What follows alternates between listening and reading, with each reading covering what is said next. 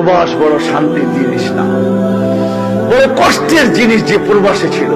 কবির কথাই সত্য। হায় হায়, ঈদের দিন যখন আসে तो प्रवासी बोलते था कि ईद के दिन सब मिलेंगे अपने अपने यार से, मैं मिलूंगा दर्द गम की पत्थरी दीवार से।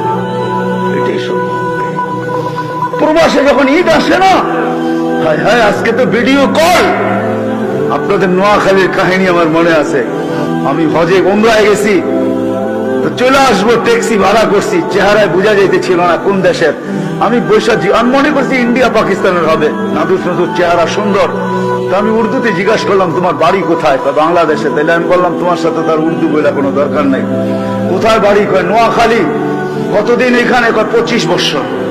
বাড়ি গেছো কয়দিন পর পর বাড়ি যাও? কয় 2 থেকে 3 বছর পর। আমি বললাম মাইনা নিলাম 2 বছর পর, তাহলে 25 বছর আপনি 12 বার বাড়ি গেছেন, ঠিক না? তো বলে হ্যাঁ হুজুর তাই হবে। তো আমি বললাম যে আপনি তো জীবনের কোনো মজাই দেখেন নাই। বৎসরে 25 বছরে 12 বার বাড়ি গেছেন। 2 মাস থেকে 3 মাস ছিলেন, 36 মাস। 3 বছর আপনি বাড়িতে ছিলেন, 23 বছরই আপনি বাহিরে আছেন। লাইফের তো কোনো মজা আপনি বোঝেন নাই। হয় হয় আমি জানি না, আমার কথার ভিতরে যে বিষ মাখানো ছিল। সে হ্যান্ডে গাড়ি চালানো ছেড়া দিয়া সাইড করে চোখের পানি ছাড়া দিছে। হুজুর আপনি বোঝেন, আমার পরিবার পরিজন বোঝেন।